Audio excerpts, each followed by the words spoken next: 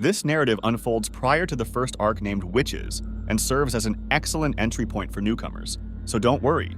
Even if you haven't read the initial installment, you can still dive into the horror in this one-shot. The writer wastes no time taking you straight into the action.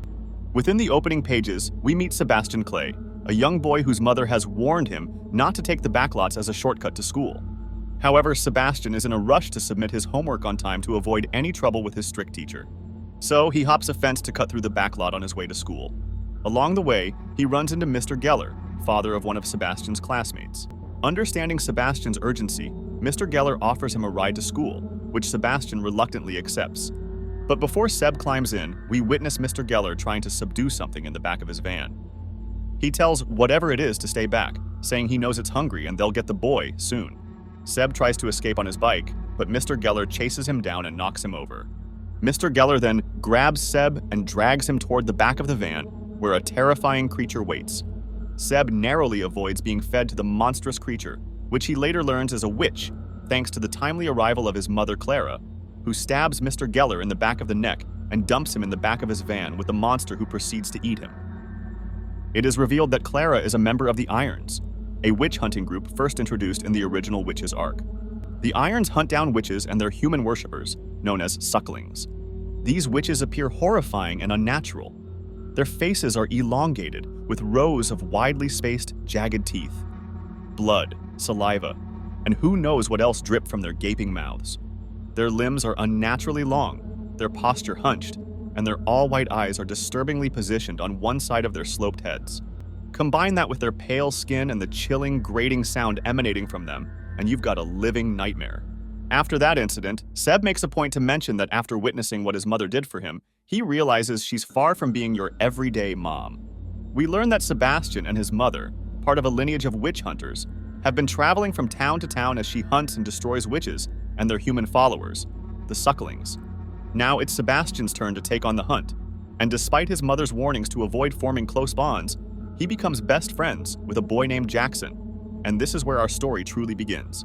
We discover that although Seb wasn't initially keen on becoming close to Jackson, Jackson's persistence and the many things they shared, such as similar tastes in music and books, made their friendship inevitable. Their mutual love for slot car racing cemented their bond. There's a pivotal moment when we see why Seb really values Jackson, and it happens when Seb, in anger, suddenly decides to head home after their slot car practice and their agreement to compete in a real race that could potentially win them some money. Jackson conveys that he understands Seb's struggle with constantly moving from city to city, especially knowing they might have to relocate again soon.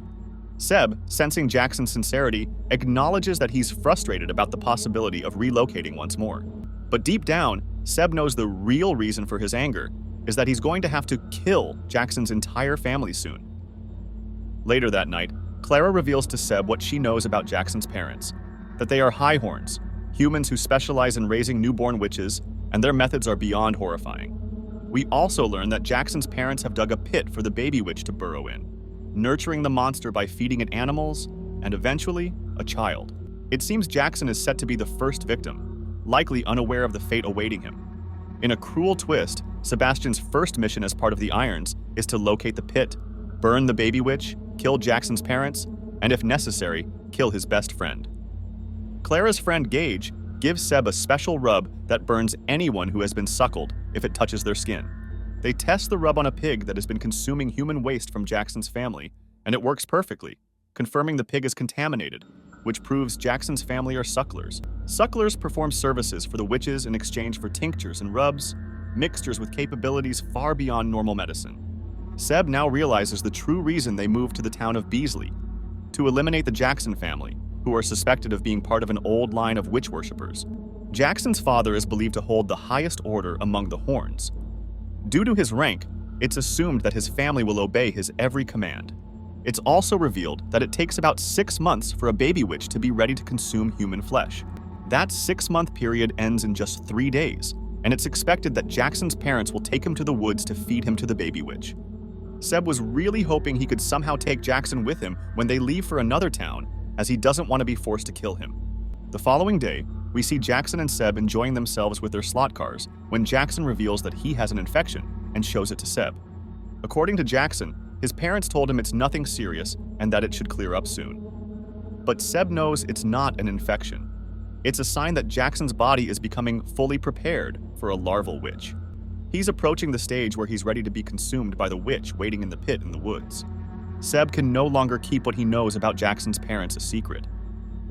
As he starts to tell him, Jackson's parents suddenly interrupt and invite Seb to stay for dinner. Reluctantly, Seb agrees after Jackson's mom makes a sly comment, hinting that it would be a shame for their food to go to waste. Thanks to Clara's training, by watching their gestures, Seb is able to recognize that Jackson's parents are planning something sinister. However, Seb can't get a read on their eyes, as their pupils are always dilated, as if they've been trained to keep them that way. Then he remembers what his mom told him. Their pupils are dilated because they reflect the eyes of the hungry baby witch. The dilation means the witch is starving, and whoever they're looking at is intended to be fed to the creature. Right now they're staring at their own son, Jackson. Seb bolts for the door, trying his best to escape, but soon falls ill as he realizes he drank the water they gave him, which reacted badly with the immunization tinctures his mother has been giving him his entire life. Clara warns Seb once more about getting too close to Jackson. She reminds him of his father, who made the same mistake, costing the lives of 2 witch hunters. For now, Seb has to be restrained until it can be proven that he has not been infected. Clara begins to suspect that the Jacksons have someone feeding them information about their family and their identity as witch hunters. Seb suspects it's Gage, but Clara is adamant that it's not him. The following day at school, Seb notices that Jackson looks visibly worse and smells like decaying flesh.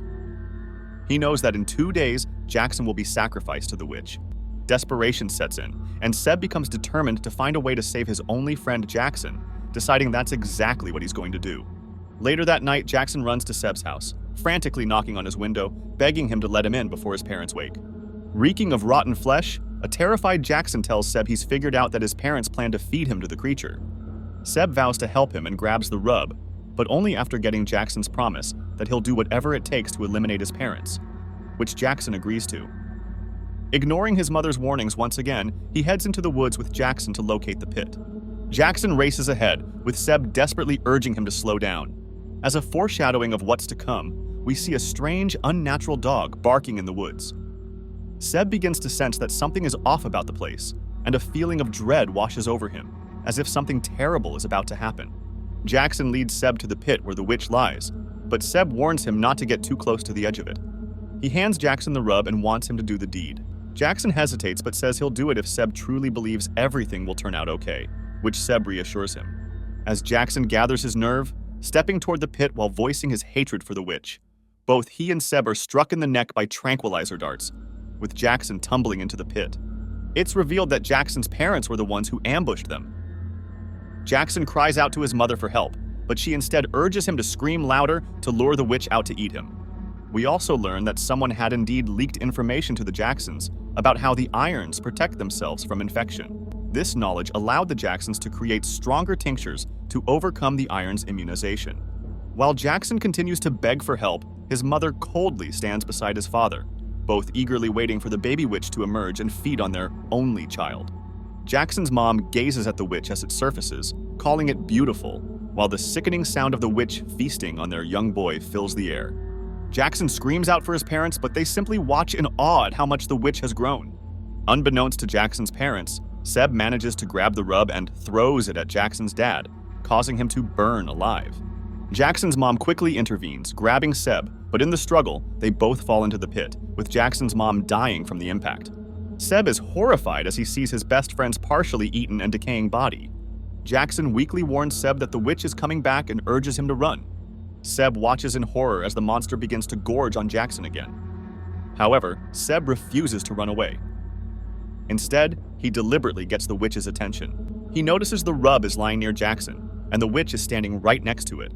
Seb makes his move, but the witch trips him up and attempts to feed on him. Despite the agony, Seb fights back, their faces mere inches apart.